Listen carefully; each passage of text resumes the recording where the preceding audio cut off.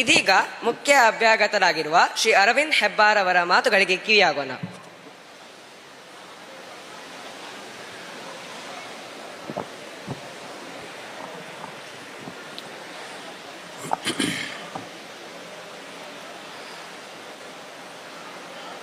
ಸಭೆಯಲ್ಲಿರುವ ಸಮ್ಮೇಳನಾಧ್ಯಕ್ಷರಾದ doctor Kabbinale ವಸಂತ ಭಾರದ್ವಾಜ್ ಅವರೇ, ಗೌರವ ಉಪಸ್ಥಿತಿಯಲ್ಲಿರುವ ನಾಲ್ವರಿಗೂ ವಂದಿಸುತ್ತಾ,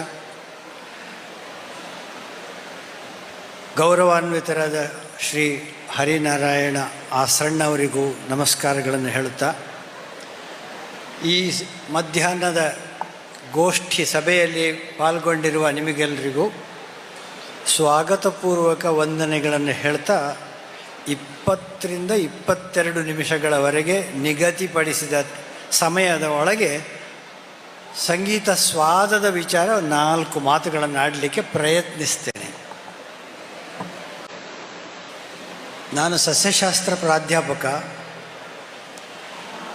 36 ವರ್ಷ ಪಾಠ ಮಾಡಿ ಗಂಟೆ ಬಡ್ದಾಗ ಮಾತ್ರ ನಿಲ್ಲಿಸಿ ಗೊತ್ತು.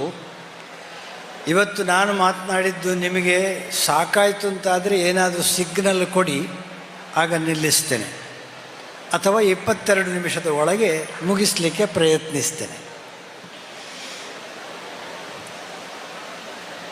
ಸಂಗೀತವನ್ನು ಸ್ವಾದ, ಅದರ ಪರಿಮಳ, ಅದರ ರುಚಿಯನ್ನು ಹೇಗೆ ಸವಿಯುವುದು ಅಂತ ಹೇಳೋ ಬಗ್ಗೆ ಒಂದು ಮಾತು. ನಾನು ಪೂರ್ಣಪ್ರಜ್ಞ ಕಾಲೇಜಿನಲ್ಲಿದ್ದಾಗ ಪ್ರೊಫೆಸರ್ ಎಂ ರಾಜಗೋಪಾಲಾಚಾರ್ಯ ಅಂತ ಒಬ್ಬರು ದೊಡ್ಡ ವಿದ್ವಾಂಸರಿದ್ದರು. ಅವರ ಕಲೀಗ್, ನಾನು ಸಹೋದ್ಯೋಗಿ. ಸಂಸ್ಕೃತ, ಕನ್ನಡ, ಸಂಗೀತ, ಹಿಂದಿ ಭಾಷೆಗಳಲ್ಲಿ ಪ್ರವೀಣರು ಅವರು, ಸಾಮಗಾನ ಪ್ರವೀಣರು ಅವರು. ಸಂಗೀತ ಬಗ್ಗೆ ತುಂಬ ತಿಳ್ಕೊಂಡಿರೋದ್ರಿಂದ ಅವರ ಹತ್ರ ಒಂದು ಸಲ ಕೇಳಿದೆ, ಸರ್ ನೀವು ಇತ್ತೀಚೆಗೆ ಏನು ಸಂಗೀತ ಕೇಳುವುದಿಲ್ಲ, ಯಾಕೆ ಸಂಗೀತ ಕೇಳುವುದನ್ನು ಬಿಟ್ರಿ? ಆಗ ನೀನು ಸಂಗೀತ ಕೇಳೋದು ಯಾಕೆ ಅಂತ ನನಗೆ ಮರು ಪ್ರಶ್ನೆ ಹಾಕಿದರು. ಸಂತೋಷ ಆಗಲಿಕ್ಕೆ. ಅದೇ ಕಾರಣಕ್ಕೆ ನಾನು ಸಂಗೀತ ಕೇಳೋದಿಲ್ಲ ಅಂತ ಹೇಳಿದರು. ಅರ್ಥ ಆಯ್ತಾ? ಸಂಗೀತ ನಾನು ಕೇಳೋದು ಸಂತೋಷಕ್ಕಾಗಿ, ಅವರು ಸಂಗೀತ ಕೇಳದೆ ಇರುವುದೂ ಕೂಡ ಸಂತೋಷಕ್ಕಾಗಿಯೇ ಅಂತ ಅವರು ನನಗೆ ಹೇಳುವಾಗ, ಸಂಗೀತಜ್ಞ ಹೀಗೆ ಉತ್ತರ ಕೊಟ್ಟದ್ದು ನೋಡಿ ನಾನು ಅವಾಕ್ಕಾಗಿ ಹೋದೆ. ಇದೇನಿದು ವಿಚಾರ ಅಂತ. ಈಗಿನ ಸಂಗೀತ ಮಾರಾಯರೇ, ಅದ್ರ ಕೇಳಲಿಕ್ಕಾಗೋದಿಲ್ಲ, ಕಿವಿ ಬಿಡಲಿಕ್ಕಾಗೋದಿಲ್ಲ. ಏನೇನೋ ಹೇಳ್ತಾರೆ. ಸಂಗೀತ ಹಾಡುವಾಗ ರಾಗ ಆ ರಾಗದಲ್ಲಿರೋದಿಲ್ಲ, ಸುರುಟಿಯಾಗಿ ಇರೋದಿಲ್ಲ, ಅದು ಯದುಕುಲ ಕಾಂಬೋಜಿ ಆಗಿರ್ತದೆ, ಅಥವಾ ಇನ್ನೊಂದು ಯಾವುದೋ ಒಂದು ರಾಗ ಆಗಿರ್ತದೆ. ಕಲ್ಯಾಣಿ ಅಲ್ಲ, ಅದು ಹಿಂದೂಸ್ತಾನಿ ಯಮನ್ ಆಗಿರ್ತದೆ.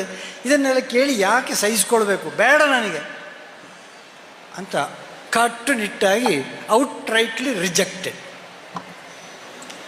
ಈಗ ಸಂಗೀತ ಹಾಗಾದರೆ ಕೇಳೋದು ಹೇಗೆ? ಯಾರು ಕೇಳಬೇಕು? ಎಂಥ ಸಂಗೀತ ಕೇಳಬೇಕು? ಸಂಗೀತವನ್ನು ಕೇಳುವುದು ಹೇಗೆ ಅಂತ ಕೆಲವು ಕಡೆಯಲ್ಲಿ ನಾನು ಭಾಷಣ ಮಾಡಿದ್ದುಂಟು, ಗಂಟೆ ಕಟ್ಟಲೆ. ಇವತ್ತು 20 ನಿಮಿಷದಲ್ಲಿ ಮುಗಿಸಬೇಕಾಗಿದೆ. ಪ್ರಯತ್ನ ಮಾಡ್ತೇನೆ ಅಂತ ಅದಕ್ಕೆ ಹೇಳಿದ್ದು ನಾನು. ಅಷ್ಟು ಸುಲಭ ಇಲ್ಲ. ಸಂಗೀತ ಅಂತ ಹೇಳುವಂಥದ್ದು, ಸಿನಿಮಾ ಸಂಗೀತ ಪ್ರತಿಯೊಬ್ಬರಿಗೂ ಬಹಳ ಇಷ್ಟ ಆಗೋದು ಸಿನಿಮಾ ಸಂಗೀತ, ಇಲ್ಲ ಜಾನಪದ ಸಂಗೀತ, ಇಲ್ಲ ಸಾಧ್ಯ ಆದರೆ ಕ್ಲಾಸಿಕಲ್ ಸಂಗೀತ. ಕ್ಲಾಸಿಕಲ್ನಲ್ಲಿ ದಕ್ಷಿಣ ಭಾರತದವರಾದರೆ ಸ್ವಲ್ಪ ಪ್ರವೇಶ ಇದ್ದದ್ದು ಹೌದಾದರೆ ಕರ್ನಾಟಿಕ್ ಸಂಗೀತ, ಇಲ್ಲ ಹಿಂದೂಸ್ತಾನಿ ಸಂಗೀತ. ಇನ್ನು ಬೇರೆ ಏನಾದರೂ ಸಂಗೀತ ಪ್ರಕಾರಗಳುಂಟ ಅಂತ ಕೇಳಿದರೆ ಭಕ್ತಿ ಸಂಗೀತ ಇದೆ, ಭಜನೆ ಸಂಗೀತ ಇದೆ, ಅಭಂಗ್ಸ್ ಇದೆ, ಹಾಗೆ ಹೀಗೆ ಅಂತ ಬೇರೆ ಬೇರೆ ಪ್ರಕಾರಗಳನ್ನು ಹೇಳ್ಬೋದು ಅಷ್ಟೇ. ಆದರೆ ಯಾವ ಸಂಗೀತ ಇಷ್ಟ ಅಂತ ಪ್ರಶ್ನೆ ಫಸ್ಟ್ ಕೇಳಿದರೆ ನನಗೆ ಸಿನಿಮಾ ಸಂಗೀತ ಇಷ್ಟ ಅಂತ ಹೇಳೋರಿದ್ದಾರೆ. ಆದರೆ ಈಗಿನ ಜನರೇಷನ್ನಲ್ಲಿ ಸಿನಿಮಾ ಸಂಗೀತಕ್ಕಿಂತಲೂ ಸ್ವಲ್ಪ ಮಿಕ್ಸ್ಡ್ ಮ್ಯೂಸಿಕ್, ಕನ್ಫ್ಯೂಷನ್ ಆಗುವಂತಹ ಫ್ಯೂಷನ್ ಮ್ಯೂಸಿಕ್ ಸ್ವಲ್ಪ ಇಷ್ಟ ಅಂತ ಹೇಳ್ತಾರೆ. ಈ ಫ್ಯೂಷನ್ ಮ್ಯೂಸಿಕ್ಕು ಅದು ಏನದು? ಅದು ನಮ್ಮ ಪದಾರ್ಥದಲ್ಲಿ ಅವಿಲಿದ್ದ ಹಾಗೆ ಎಲ್ಲವನ್ನು ಒಟ್ಟು ಸೇರಿಸಿದ್ದು ಅಂಥದ್ದೊಂದು ಮ್ಯೂಸಿಕ್. ಅದು ಒಳ್ಳೆಯದಾಗ್ತದಾ? ಕೇಳಲಿಕ್ಕೆ ಒಳ್ಳೆಯದಾಗ್ತದೆ. ನಾನೊಂದು ಪ್ರಶ್ನೆ ಕೇಳ್ತೇನೆ. ಯಾವ ಸಂಗೀತ ಪ್ರಪ್ರಥಮವಾಗಿ ನಮ್ಮ ಕಿವಿಯನ್ನು ಹಿಡಿತದೆ ಅಂತ ನೀವು ಹೇಳ್ಬೋದಾ? ಯಾರಿಗಾದರೂ ಹೇಳಲಿಕ್ಕೆ ಸಾಧ್ಯ ಉಂಟಾ? ಅದಕ್ಕೆ ನಾನೇ ಉತ್ತರ ಕೊಡ್ತೇನೆ. ಯಾವುದು ರಿದ್ಮಿಕ್ಕಾಗಿ ಟಕ್ ಟಕ್ ಟಕ್ ಟಕ್ ಅಂತ ತಕ್ಕಿಟ್ಟ ತಕ್ಕಿಟ್ಟ ತಕ್ಕಿಟ್ಟ ತಕ್ಕಿಟ್ಟ, ಇಲ್ಲ ತಕ್ಕದ್ದಿಮ್ಮಿ ತಕ್ಕದ್ದಿಮ್ಮಿ ತಕ್ಕದ್ದಿಮ್ಮಿ ತಕ್ಕದ್ದಿಮ್ಮಿ ಅಂತ ಯಾವುದು ರಿದ್ಮಿಕ್ಕಾಗಿ ಓಡ್ತದೋ ಅದು ಬೇಗ ಕಿವಿಯನ್ನು ಸೆಳೀತದೆ. ಈ ತಕ್ಕದ್ದಿಮ್ಮಿ ತಕ್ಕದ್ದಿಮ್ಮಿ ತಕ್ಕದ್ದಿಮ್ಮಿ ತಕ್ಕದ್ದಿಮ್ಮಿ ಅಂತೇಳಿ ಹೇಳಿದರೆ ಅದು ಬಹಳ ಬೇಗ ಗೊತ್ತಾಗ್ಬಿಡ್ತದೆ, ಕಿವಿಗೆ ಬೇಗ ಹಿಡಿತದೆ. ಯಾವುದೇ ಪಾಶ್ಚಾತ್ಯ ಸಂಗೀತದಲ್ಲಿರುವಂತಹ ರಿದಮ್ ಹೆಚ್ಚಾಗಿ ಈ 4 ತಕ ದೀಮಿ ಚತುರಸ್ರ ನಡೆಯಲ್ಲಿರ್ತದೆ. ಆದ್ದರಿಂದ ನಿಮಗೆ ಗೊತ್ತಿಲ್ಲದೆ ನೀವು ಕಾಲಿನಲ್ಲಿ ಪಟ್ ಪಟ್ ಪಟ್ ಕಾಲಿನಲ್ಲಿ ಶುರುವಾಗ್ತದೆ ಸಂಗೀತ. ಭದ್ರಗಿರಿ ಅಚ್ಯುತದಾಸರು ಎಷ್ಟೋ ವರ್ಷ ಹೇಳ್ತಾರೆ ಕಾಲಿನಲ್ಲಿ ಶುರುವಾಗ ಸಂಗೀತ ಅಂತ. ಇದಕ್ಕೆ ಸ್ವಲ್ಪ ಹಾಸ್ಯವಾಗಿ ಹೇಳಿದ್ದಷ್ಟೇ ಅಲ್ಲದೆ ಅದನ್ನು ಬಹಳ ಸೀರಿಯಸ್ ಆಗಿ ತಗೊಳ್ಬೇಕಾದ್ದೇನಿಲ್ಲ. ಅದು ಒಂದು ಒಳ್ಳೆಯ ಸಂಗೀತವೇ. ನಮಗೆ ಸಂಗೀತವನ್ನು ಬಹಳ ಬೇಗನೆ ಹಿಡಿಲಿಕ್ಕೆ ಸಾಧ್ಯ ಆಗುವಂಥ ಈ ಚತುರಸ್ರ ಗತಿಯ ಸಂಗೀತವನ್ನು ಬಹಳ ಬೇಗನೆ ಯಾರೂ ಕೂಡ ಆಸ್ವಾದಿಸಬಲ್ಲರು. ಇದಕ್ಕಿಂತ ಸ್ವಲ್ಪ ಭಿನ್ನವಾದದ್ದು ಬೇರೆ ಬೇರೆ ಗತಿಗಳಲ್ಲಿ ಬೇರೆ ಬೇರೆ ಲಯದಲ್ಲಿ ಸ್ವಲ್ಪ ಓಡಾಡ್ತದೆ ಅಂತ ಇಟ್ಕೊಳ್ಳಿ.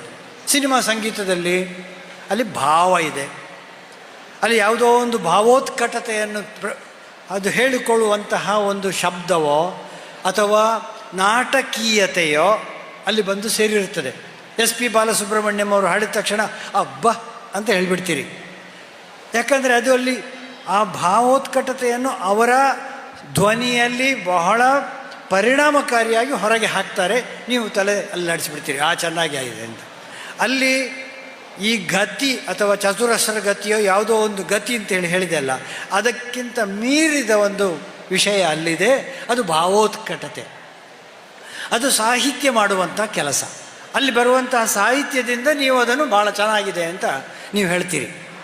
ಇಲ್ಲಿ ಆಸ್ವಾದಿಸುವಂತಹ ಗುಣ ಸಾಹಿತ್ಯದ ಮೇಲಿರ್ತದೆ, ಭಾವೋತ್ಕಟತೆಯ ಮೇಲಿರ್ತದೆ, ನಾಟಕೀಯತೆಯ ಮೇಲೆಯೂ ಇರ್ತದೆ. ಕ್ಲಾಸಿಕಲ್ ಮ್ಯೂಸಿಕ್ ಅಂತೇಳಿ ಹೇಳುವಂಥ ಸಂದರ್ಭ ಬಂದಾಗ ಶ್ರುತಿ ಮತ್ತು ಲಯ ಇದರ ಬಗ್ಗೆ ವಿಶೇಷ ಗಮನ ಇಟ್ಟಿರ್ತಾರೆ.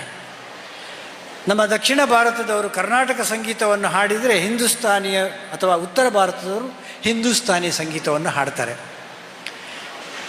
ನಾನು ಇದನ್ನೆಲ್ಲ ಮಾತಾಡಲಿಕ್ಕೆ ಇಲ್ಲಿ ಸಮಯ ಸಾಕಾಗದೇ ಇರೋದರಿಂದ ಒಂದು ಸಣ್ಣ ಒಂದು ಉದಾಹರಣೆಯ ಮೂಲಕ ನೀವು ಹೇಗೆ ಆಸ್ವಾದಿಸಬಲ್ಲಿರಿ ಅಂತೇಳಿ ಹೇಳುವಂಥದ್ದನ್ನು ಚಿಕ್ಕದಾಗಿ ಅದನ್ನು ಪ್ರಸ್ತುತಪಡಿಸಿ ನಾನು ಎಲ್ಲರಿಗಮೀಗ ನಮೋ, ಎಲ್ಲರಿಗಮೀಗ ನಮೋ ಬಂಧುಗಳೇ ಭಾಗಿಗಳೇ ಉಲ್ಲಾಸವಿತ್ತವರೇ ಮನವ ತೊಳೆದವರೇ. ಎಲ್ಲರಿಗಮೀಗ ನಮೋ ಬಂಧುಗಳೇ ತಕ ತಕಿಟ ತಕ ತಕಿಟ, ಎಲ್ಲರಿಗಮೀಗ ನಮೋ ಬಂಧುಗಳೇ ಭಾಗಿಗಳೇ ಉಲ್ಲಾಸವಿತ್ತವರೇ ಮನವ ತೊಳೆದವರೇ. ಟೊಳ್ಳು ಜಗ ಸಾಕು ಬಾಳ್ ಎನಿಸಿ ಗುರುವಾದವರೇ, ಟೊಳ್ಳು ಜಗ ಸಾಕು ಬಾಳ್ ಎನಿಸಿ ಗುರುವಾದವರೇ. ಕೊಳ್ಳಿರಿ ನಮನವನು ಮಂಕುತಿಮ್ಮ, ಕೊಳ್ಳಿರಿ ನಮನವನು ಮಂಕುತಿಮ್ಮ. ತಕ ತಕಿಟ ತಕ ತಕಿಟ ತಕ ತಕಿಟ ತಕ ತಕಿಟ, ಕೊಳ್ಳಿರಿ ನಮನವನು ಕೊಳ್ಳಿರಿ ನಮನವನು ಕೊಳ್ಳಿರಿ ನಮನವನು ಮಂಕುತಿಮ್ಮ. ನುಡಿ ಹಬ್ಬದಲ್ಲಿ ಈ ಕಾರ್ಯಕ್ರಮ ನೀಡುವುದಕ್ಕೆ ನನಗೆ ಪ್ರಚೋದಕರಾಗಿದ್ದ ಎಲ್ಲರಿಗೂ ವಂದಿಸುತ್ತಾ ಮಂಕುತಿಮ್ಮ ಮಾಡಿದಂಥ ನಮಸ್ಕಾರವನ್ನು ನಿಮಗೂ ಮಾಡಿ ಕೊಟ್ಟ ಅವಕಾಶಕ್ಕಾಗಿ ಎಲ್ಲರಿಗೂ ವಂದಿಸ್ತೇನೆ. ನಮಸ್ಕಾರ.